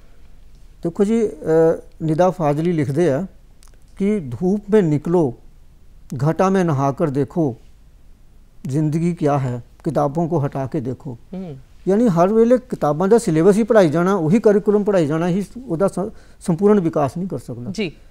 बहुत सारी ऐसी चीज़ां जिहड़ियां किताबों तो बाहर हैगियां, ये एक्स्ट्रा करिकुलर एक्टिविटी, चाहे वो NSS है स्कूलों च, नैशनल सर्विस स्कीम है, चाहे NCC है, चाहे स्काउटिंग गाइडिंग है, चाहे उन्होंने नशे ਨੂੰ रोकने ਲਈ बड़ीज ग्रुप बनाए गए हैं, ਹੋਰ ਕਈ ਇਸ ਤਰ੍ਹਾਂ ਦੀਆਂ ਐਕਟੀਵਿਟੀਜ਼ ਸਕੂਲਾਂ ਚੱਲਦੀਆਂ ਜਿਹੜੀਆਂ ਕਿਤਾਬਾਂ ਦੇ ਸਿਲੇਬਸ ਤੋਂ ਵੱਖਰੀਆਂ ਹੈ। ਉਹ ਬੱਚੇ ਜਦੋਂ ਉਹਦੇ 'ਚ ਸ਼ਾਮਲ ਹੁੰਦੇ ਆ ਤਾਂ ਪਹਿਲੀ ਗੱਲ ਤਾਂ ਇਹ ਕਿ ਉਹਨਾਂ ਨੂੰ, ਜਿਸ ਤਰ੍ਹਾਂ ਹੁਣ ਜਿਹੜੇ NCC ਜਾਂ NSS ਸ਼ਾਮਲ ਹੁੰਦੇ ਆ, ਉਹ ਬੱਚੇ ਨੂੰ ਲੀਡਰਸ਼ਿਪ ਦੀ ਭਾਵਨਾ ਉਹਨਾਂ 'ਚ ਨਿਕਲ ਕੇ ਆਉਂਦੀ ਹੈ, ਚਾਹੇ ਕੋਈ ਸਟੇਜ ਪਰਫਾਰਮੈਂਸ ਹੀ ਕਿਉਂ ਨਾ ਹੋਵੇ। ਹਾਂ ਬਿਲਕੁਲ ਜੀ। ਔਰ ਉਹਨਾਂ ਨੂੰ ਕਈ ਵਾਰ ਤਾਂ ਉਹਨਾਂ ਨੂੰ ਉਹ ਬੱਚੇ ਬੜੇ ਝਿਜਕ ਕੇ ਜਿਹੜੇ ਬੈਠੇ ਹੁੰਦੇ, ਉਹ ਮਾਈਕ 'ਤੇ ਆ ਕੇ ਸਟੇਜ 'ਤੇ ਆ ਕੇ ਬੜੀ ਅੱਛੀ ਉਹ ਐਂਕਰਿੰਗ ਕਰਨ ਲੱਗ ਪੈਂਦੀ ਹੈ, ਸਟੇਜ ਚਲਾਉਣ ਲੱਗ ਪੈਂਦੇ ਆ। ਯਾਨੀ ਜਿਹੜੀਆਂ ਉਹਨਾਂ ਅੰਦਰ ਐਸੀਆਂ ਲੁਕੀਆਂ ਹੋਈਆਂ ਪ੍ਰਤਿਭਾਵਾਂ ਹੈਗੀਆਂ, ਉਹ ਇਹਨਾਂ ਐਕਸਟਰਾ ਕਰਿਕੂਲਰ ਐਕਟੀਵਿਟੀ ਰਾਹੀਂ ਬਾਹਰ ਆਉਂਦੀਆਂ, ਉਹਨਾਂ ਦੇ ਸੰਪੂਰਨ ਵਿਅਕਤੀਤਵ ਦਾ ਵਿਕਾਸ ਹੋਣਾ ਸ਼ੁਰੂ ਹੋ ਜਾਂਦਾ ਜੀ। ਦੇਖੋ, ਟੀਚਰ ਦੀ ਜੇ ਆਪਾਂ ਹੁਣ ਗੱਲ ਕਰ ਰਹੇ ਹਾਂ, ਤੇ ਹੁਣ ਇਸ ਵੇਲੇ ਹਰ ਜਿਹੜਾ ਵਿਦਿਆਰਥੀ ਹੈ ਉਹਦਾ ਟੀਚਰ ਬਣਿਆ ਹੋਇਆ ਮੋਬਾਈਲ। ਹੁਣ ਤੇ ਦੁਬਾਰਾ ਤੋਂ ਚਲੋ ਸਕੂਲ ਸ਼ੁਰੂ ਹੋ ਗਏ ਆ, ਤੇ ਆਨਲਾਈਨ ਸਟੱਡੀ ਦਾ ਆਪਾਂ ਦੇਖ ਰਹੇ ਹਾਂ ਕਿ ਪਿਛਲੇ ਲੰਬੇ ਅਰਸੇ ਤੋਂ ਸਮੇਂ ਤੋਂ ਇਹ ਚੱਲ ਰਿਹਾ ਹੈ ਜਿਹੜਾ ਸਿਸਟਮ, ਕੀ ਪ੍ਰਭਾਵ ਪਿਆ ਹੈ ਬੱਚਿਆਂ ਤੇ ਔਰ ਕਿਹੋ ਜਿਹਾ ਰੋਲ ਰਿਹਾ ਅਧਿਆਪਕਾਂ ਦਾ, ਇਹਦੇ ਬਾਰੇ ਤੁਹਾਡੇ ਕੋਲ ਜਾਣਨਾ ਚਾਹੁੰਦੇ ਹਾਂ। ਦੇਖੋ ਜੀ, 2009 ਦੇ ਵਿੱਚ ਪੰਜਾਬ ਸਰਕਾਰ ਨੇ ਸਾਡੇ ਸਰਕਾਰੀ ਸਕੂਲਾਂ ਦੀ ਬਹੁਤ ਤਰੱਕੀ ਕੀਤੀ ਹੈ। ਮੈਂ ਬਿਲਕੁਲ ਖੁੱਲ੍ਹ ਕੇ ਦੱਸਣਾ ਚਾਹਾਂਗਾ, ਕੋਈ ਸ਼ੱਕ ਵੀ ਨਹੀਂ ਇਹਦੇ। ਐਜੂਕੇਸ਼ਨ ਥਰੂ ਸੈਟੇਲਾਈਟ, ਯਾਨੀ ਐਜੂਸੈਟ 'ਚ ਮੈਂ ਖੁਦ ਕੰਮ ਕੀਤਾ ਹੈ। तो ਸਕੂਲਾਂ ਵਿੱਚ ਪਹਿਲਾ ਸ਼ੁਰੂਆਤ ਸੀਗੀ ਜਿਹੜੀ ਮੈਂ ਉਹਨੂੰ ਆਨਲਾਈਨ ਐਜੂਕੇਸ਼ਨ ਮੰਨ ਸਕਦਾ ਕਿ ਇੱਕੋ ਵੇਲੇ ਸਾਰੇ ਪੰਜਾਬ ਦੇ ਸਕੂਲਾਂ 'ਚ ਸਬਜੈਕਟ ਜਿਹੜੇ ਹੈ ਉਹ ਮੋਹਾਲੀ ਤੋਂ ਲੈਕਚਰ ਡਿਲੀਵਰ ਹੁੰਦੇ ਸੀ, ਬੱਚੇ ਪੜ੍ਹਦੇ ਸੀ ਜੀ ਸਕੂਲਾਂ 'ਚ ਬੈਠ ਕੇ। ਉਸ ਤੋਂ ਬਾਅਦ ਰੇਡੀਓ ਪ੍ਰੋਗਰਾਮ ਸ਼ੁਰੂ ਹੋਏ, ਸਕੂਲਾਂ 'ਚ ਰੇਡੀਓ ਲੈ ਕੇ ਦਿੱਤੇ ਗਏ, ਬੱਚੇ ਰੇਡੀਓ 'ਤੇ ਪ੍ਰੋਗਰਾਮਾਂ ਦਾ ਬੱਚੇ ਉਹ ਸਿੱਖਦੇ ਰਹੇ ਜੀ। ਉਸ ਤੋਂ ਬਾਅਦ ਬੱਚਿਆਂ ਨੂੰ ਦੂਰਦਰਸ਼ਨ ਤੋਂ ਜੀ ਸਾਡੇ ਅਧਿਆਪਕਾਂ ਦੇ ਲੈਕਚਰ ਡਿਲੀਵਰ ਕਰਾਏ ਗਏ ਜੀ, ਉਹ ਵੀ ਬੱਚਿਆਂ ਨੂੰ ਦਿੱਤੇ ਜਾ ਰਹੇ ਆ। ਪਰ ਜਦੋਂ ਦਾ ਕਰੋਨਾ ਕਾਲ ਆਇਆ ਔਰ ਉਦੋਂ ਬੱਚੇ ਜਿਹੜੇ ਆ ਸਕੂਲ ਤੋਂ ਕੱਟ ਆਫ ਹੋ ਗਏ, ਉਸ ਵੇਲੇ ਬੱਚਿਆਂ ਨੂੰ ਪੜ੍ਹਾਈ ਨਾਲ ਜੋੜ ਕੇ ਰੱਖਣ ਲਈ ਇਹ ਇੱਕ ਵਿਕਲਪ ਸੀਗਾ ਜੀ ਕਿ ਉਹਨਾਂ ਨੂੰ ਆਨਲਾਈਨ ਸਟੱਡੀ ਕਰਾਈ ਜਾਵੇ, ਨਹੀਂ ਤਾਂ ਬੱਚੇ ਬਿਲਕੁਲ ਆਊਟ ਆਫ ਟੱਚ ਹੋ ਜਾਣਾ ਸੀ ਉਹਨਾਂ ਨੇ ਉਹਦੇ ਤੋਂ। ਮੈਂ ਸਮਝਦਾ ਕਿ ਜਿਹੜੀ ਆਨਲਾਈਨ ਐਜੂਕੇਸ਼ਨ ਹੈ ਇਹ ਕੋਈ ਸੰਪੂਰਨ ਐਜੂਕੇਸ਼ਨ ਨਹੀਂ ਹੈ ਜੀ, ਲੇਕਿਨ ਇਹ ਇੱਕ ਉਹਦਾ ਪਾਰਟ ਹੈ ਕਿ ਬੱਚਾ ਘੱਟੋ ਘੱਟ ਆਪਣੀ ਵਿੱਦਿਆ ਦੇ ਨਾਲ ਜੁੜਿਆ ਤਾਂ ਰਹੇਗਾ। ਔਰ ਹਾਂ, ਇਹ ਜ਼ਰੂਰ ਹੈ ਕਿ ਇਹਦੇ ਵਿੱਚ ਕੁਝ ਪਰੇਸ਼ਾਨੀਆਂ ਆਈਆਂ ਜੀ, ਬੱਚਿਆਂ ਨੂੰ ਵੀ ਆਈਆਂ, ਪੇਰੈਂਟਸ ਨੂੰ ਵੀ ਆਈਆਂ, ਅਧਿਆਪਕਾਂ ਨੂੰ ਵੀ ਆਈਆਂ ਜੀ। ਜਿਹੜੀ ਮੈਂ ਪਰੇਸ਼ਾਨੀ ਦੀ ਗੱਲ ਕਰਾਂਗਾ, ਖਾਸ ਕਰਕੇ ਪਿੰਡਾਂ ਦੇ ਇਲਾਕਿਆਂ ਜਿਹੜੇ ਬੱਚੇ ਸੀਗੇ ਉਹਨਾਂ ਦੇ ਪੇਰੈਂਟਸ ਇੰਨੇ ਗਰੀਬ ਸੀਗੇ ਉਹ ਸਮਾਰਟਫੋਨ ਨਹੀਂ ਸੀ ਲੈ ਸਕਦੇ ਜੀ। ਉਸ ਵੇਲੇ ਕਈ ਘਰਾਂ ਦੇ ਬੱਚੇ ਇਕੱਠੇ ਹੋ ਕੇ ਇੱਕ ਘਰ 'ਚ ਜਾ ਕੇ ਬੈਠ ਕੇ ਪੜ੍ਹਦੇ ਸੀ ਜੀ, ਜਿਹਦੇ ਘਰ ਫੋਨ ਹੁੰਦਾ ਸੀਗਾ। ਉਹ ਲੋਕ ਬਾਰ-ਬਾਰ ਚਾਰਜ ਵੀ ਨਹੀਂ ਕਰਾ ਸਕਦੇ, ਪੈਸੇ ਲੱਗਦੇ ਚਾਰਜਿੰਗ ਕਰਾਉਣ ਦੇ। ਇਹ ਸਮੱਸਿਆਵਾਂ ਆਈਆਂ। ਕੁਝ ਘਰਾਂ 'ਚ ਸਮੱਸਿਆ ਆਈਆਂ ਕਿ ਬੱਚੇ ਜਿਹੜੇ ਆ ਉਹ ਜ਼ਿਆਦਾ ਡਿਪੈਂਡੈਂਟ ਮੋਬਾਈਲ ਨਾਲ ਹੀ ਹੋ ਗਏ ਜੀ। ਮਾਤਾ ਪਿਤਾ ਨੂੰ ਕੋਈ ਜਾਣਕਾਰੀ ਨਹੀਂ, ਉਹਨਾਂ ਨੇ ਆਪਣਾ ਕੰਮ ਵੀ ਕਰਨਾ ਹੈ, ਕੰਮ ਧੰਦਾ ਕਰਨਾ ਹੈ, ਉਹ ਮੋਬਾਈਲ ਨਾਲ ਲੱਗੇ ਹੋਏ ਆ, ਕੱਲੀ ਪੜ੍ਹਾਈ ਨਹੀਂ ਹੋਰ ਬਹੁਤ ਕੁਝ ਖੋਲ ਕੇ ਦੇਖੀ ਜਾਂਦੇ ਆ ਜੀ। ਤਾਂ ਬੱਚੇ ਜਿਹੜੇ ਆ ਉਹ ਥੋੜ੍ਹਾ ਜਿਹਾ ਉੱਥੋਂ ਡੀਰੇਲ ਵੀ ਹੋਏ ਇਸ ਤੋਂ। ਤੇ ਅਧਿਆਪਕ ਜਿਹੜੇ ਸੀਗੇ ਉਹਨਾਂ ਲਈ ਵੀ ਇੱਕ ਨਵਾਂ ਤਜਰਬਾ ਮੈਂ ਕਹੂੰਗਾ ਜੀ, ਇੱਕ ਨਵਾਂ ਤਜਰਬਾ ਹੋਣਾ ਵੀ ਚਾਹੀਦਾ, ਕਿਉਂਕਿ ਸਾਰੀ ਦੁਨੀਆ ਦੇ ਵਿੱਚ ਇਕੱਲੀ ਹਿੰਦੁਸਤਾਨ ਦੀ ਜਾਂ ਪੰਜਾਬ ਦੀ ਸਮੱਸਿਆ ਨਹੀਂ ਸੀ ਜੀ, ਸਾਰੀ ਦੁਨੀਆ ਦੇ ਵਿੱਚ ਇਹ ਸਮੱਸਿਆ ਆਈ ਔਰ ਉੱਥੇ ਆਨਲਾਈਨ ਹੀ ਸਟੱਡੀ ਕਰਾਈ ਗਈ ਜੀ। ਆਨਲਾਈਨ ਸਟੱਡੀ ਇੱਕ ਆਭਾਸੀ ਸਟੱਡੀ ਹੈ, ਵਰਚੁਅਲ ਇਹਨੂੰ ਅਸੀਂ ਸਟੱਡੀ ਕਹਿੰਦੇ ਹਾਂ ਜੀ। ਸਾਨੂੰ ਹੁੰਦਾ ਹੋਇਆ ਨਜ਼ਰ ਆ ਰਿਹਾ ਲੇਕਿਨ ਹੋ ਨਹੀਂ ਰਿਹਾ। ਸਾਇੰਸ ਪ੍ਰੈਕਟੀਕਲ ਸਾਨੂੰ ਦਿਖਾਏ ਜਾ ਰਹੇ ਆ ਆਨਲਾਈਨ, ਲੇਕਿਨ ਬੱਚੇ ਨੇ ਉਹ ਕਿਵੇਂ ਕਰਨੇ ਆ, ਉਹਦੇ 'ਚ ਕੀ ਚੇਂਜਸ ਆਉਣੀਆਂ ਆ, ਉਹਦੇ 'ਚ ਕਿੱਦਾਂ ਦੀ ਸਮੈਲ ਆਏਗੀ, ਗੈਸ ਨਿਕਲੀ ਉਹਦੀ ਸਮੈਲ ਕਿੱਦਾਂ ਦੀ ਹੋਏਗੀ, ਉਹ ਨਹੀਂ ਆਨਲਾਈਨ ਹੀ ਪਤਾ ਲੱਗੇਗਾ ਉਹਨੂੰ। ਇਸ ਤਰ੍ਹਾਂ ਦੀਆਂ ਕਮੀਆਂ ਵਿੱਚ ਰਹਿ ਜਾਂਦੀਆਂ। ਬਿਲਕੁਲ। ਦੇਖੋ, ਕਿਹਾ ਜਾ ਸਕਦਾ ਹੈ ਕਿ ਬਿਨਾਂ ਗੁਰੂ ਦੇ ਜੀਵਨ ਦੀ ਕਲਪਨਾ ਨਹੀਂ ਕੀਤੀ ਜਾ ਸਕਦੀ ਔਰ ਸਮਾਂ ਬਹੁਤ ਥੋੜ੍ਹਾ ਹੈ। ਜਾਂਦੇ ਜਾਂਦੇ ਤੁਹਾਡੇ ਤੋਂ ਇਹ ਜਾਣਨਾ ਚਾਹੁੰਦੇ ਹਾਂ ਕਿ ਅਧਿਆਪਕੀ ਜੀਵਨ ਦੀ ਤੁਹਾਡੀ ਵਿਸ਼ੇਸ਼ ਉਪਲਬਧੀ ਕਿਹੜੀ ਰਹੀ ਹੈ ਔਰ ਅਧਿਆਪਕਾਂ ਨੂੰ ਅਤੇ ਵਿਦਿਆਰਥੀਆਂ ਨੂੰ ਤੁਸੀਂ ਕੀ ਸੰਦੇਸ਼ ਦੇਣਾ ਚਾਹੁੰਦੇ ਹੋ, ਕਿਉਂਕਿ ਇੰਨੇ ਲੰਬੇ ਸਮੇਂ ਦਾ ਤੁਹਾਡਾ ਐਕਸਪੀਰੀਅੰਸ ਰਿਹਾ ਹੈ ਇਸ ਲਾਈਨ ਦੇ ਵਿੱਚ। ਮੈਂ ਇਹ ਬੜੇ ਸਪਸ਼ਟ ਕਹਿਣਾ ਚਾਹੁੰਦਾ ਕਿ ਮੈਂ ਬੜੇ ਆਪਣੀ ਮਨ ਦੀ ਇੱਛਾ ਨਾਲ ਅਧਿਆਪਕੀ ਕਿੱਤਾ ਚੁਣਿਆ ਸੀ ਤਾਂ ਮੇਰੀ ਇੱਛਾ ਸੀ ਕਿ ਮੈਂ ਇੱਕ ਆਦਰਸ਼ ਅਧਿਆਪਕ ਬਣਦਾ, ਪਰ ਮੈਂ ਜਦੋਂ ਅੱਜ ਆਪਣਾ ਮੁਲਾਂਕਣ ਕਰਦਾ ਤਾਂ ਮੈਨੂੰ ਲੱਗਦਾ ਨਹੀਂ, ਮੈਂ ਇੱਕ ਆਦਰਸ਼ ਅਧਿਆਪਕ ਨਹੀਂ ਬਣ ਸਕਿਆ। ਬਹੁਤ ਸਾਰੀਆਂ ਕਮੀਆਂ ਰਹਿ ਗਈਆਂ। ਫਿਰ ਵੀ ਮੇਰੇ 'ਚ ਬਹੁਤ ਸਾਰੀ ਮਨ 'ਚ ਇੱਕ ਸੰਤੁਸ਼ਟੀ ਹੈ ਕਿ ਮੈਂ ਜੋ ਆਪਣਾ ਜਿੰਨਾ ਮੈਂ ਸਮਾਂ ਦੇ ਸਕਿਆ ਪੂਰੇ ਸਮਰਪਣ ਭਾਵ ਨਾਲ ਦਿੱਤਾ ਹੈ ਜੀ। ਉਸ ਸਮਰਪਣ ਭਾਵ ਦਾ ਹੀ ਇੱਕ ਮੈਨੂੰ ਜਿਹੜਾ ਪ੍ਰਤੀਫਲ ਮਿਲਿਆ ਉਹ ਸੀ ਕਿ ਜਦੋਂ ਡਾਕਟਰ ਕਲਾਮ ਵਰਗੀ ਅਜ਼ੀਮ ਸ਼ਖਸੀਅਤ ਵੱਲੋਂ ਮੈਨੂੰ ਚੁਣਿਆ ਜਾਣਾ ਇੱਕ ਕ੍ਰੀਏਟਿਵ ਟੀਚਰ ਔਰ ਮੈਨੂੰ ਮਾਣ ਸਨਮਾਨ ਮਿਲਣਾ, ਮੇਰੇ ਪਰਿਵਾਰ 'ਚ, ਮੇਰੇ ਖਾਨਦਾਨ 'ਚ, ਮੇਰੇ ਇਲਾਕੇ 'ਚ ਕਿਸੇ ਨੇ ਸੋਚਿਆ ਨਹੀਂ ਸੀਗਾ ਜੀ। ਇੱਕ ਉਪਲਬਧੀ ਮੈਂ ਇਹ ਸਮਝਦਾ ਕਿ ਹਜ਼ਾਰਾਂ ਬੱਚੇ ਸਾਡੇ ਕੋਲ ਪੜ੍ਹ ਕੇ ਗਏ ਆ, ਬਹੁਤ ਅੱਛੀਆਂ ਪੋਸਟਾਂ 'ਤੇ ਵੀ ਲੱਗੇ ਆ ਜੀ। ਇੱਕ ਬੱਚਾ ਬਲਵੀਰ ਸਿੰਘ ਜਿਹੜਾ 5ਵੀਂ 'ਚ ਵੱਧ ਪੜ੍ਹਾਈ ਛੱਡ ਗਿਆ ਸੀਗਾ ਔਰ ਉਹ ਟੱਪਰੀਵਾਸ ਸੀਗੇ। ਉਹ ਬੱਚੇ ਨੂੰ ਉਹਨਾਂ ਦਾ ਕੋਈ ਘਰ ਨਹੀਂ ਸੀ, ਅੱਜ ਇਸ ਪਿੰਡ ਕੱਲ੍ਹ ਦੂਸ ਪਿੰਡ ਜੀ। ਉਸ ਬੱਚੇ ਨੂੰ ਕਿਸੇ ਤਰ੍ਹਾਂ ਲੱਭ ਕੇ ਮੈਂ ਉਹਨੂੰ ਦੁਬਾਰਾ ਦਾਖਲ ਕਰਾਇਆ। 10ਵੀਂ ਤੱਕ ਉਹਦੀ ਜ਼ਿੰਮੇਵਾਰੀ ਲਈ, +2 ਤੱਕ ਵੀ ਮੇਰੇ ਕੋਲ ਪੜ੍ਹਿਆ। ਫਿਰ ਮੈਂ ਉਸਨੂੰ ਖੁਦ ਇੱਥੇ ਜਲੰਧਰ ਸੈਨਿਕ ਭਲਾਈ ਬੋਰਡ ਲਿਆ ਕੇ ਉਸਨੂੰ ਮੈਂ ਐਡਮਿਸ਼ਨ ਉਹਦੇ 'ਚ ਭਰਤੀ ਕਰਾਇਆ ਜੀ ਫੌਜ ਦੇ ਵਿੱਚ। ਉਹ ਬੱਚਾ ਅੱਜ ਕੈਪਟਨ ਹੈ, ਕੈਪਟਨ ਰੈਂਕ 'ਤੇ ਹੈ। ਜਿਹੜਾ ਨੈਸ਼ਨਲ ਡਿਫੈਂਸ ਅਕੈਡਮੀ ਹੈ ਜਿੱਥੇ ਟ੍ਰੇਨਿੰਗ ਸੈਂਟਰ ਹੈ ਦਿੱਲੀ, ਇਸ ਵੇਲੇ ਉਹ ਬੜੇ ਬੜੇ ਆਫਿਸਰਸ ਨੂੰ ਟ੍ਰੇਨਿੰਗ ਦੇ ਰਿਹਾ ਹੈ ਔਰ ਉਹ ਬੱਚਾ ਅੱਜ ਤੱਕ ਮੈਨੂੰ ਭੁੱਲਿਆ ਨਹੀਂ ਹੈ। ਉਸਦਾ ਜ਼ਿਕਰ ਇਸ ਕਿਤਾਬ ਦੇ ਵਿੱਚ ਵਿਸ਼ੇਸ਼ ਤੌਰ 'ਤੇ ਮੈਂ ਕੀਤਾ ਹੋਇਆ ਉਸ ਬੱਚੇ ਦਾ। ਇਹਨੂੰ ਕਹਿੰਦੇ ਗੁਰੂ ਸ਼ਿਸ਼ਯ ਪਰੰਪਰਾ। ਗੁਰੂ ਸ਼ਿਸ਼ਯ ਪਰੰਪਰਾ ਜੀ।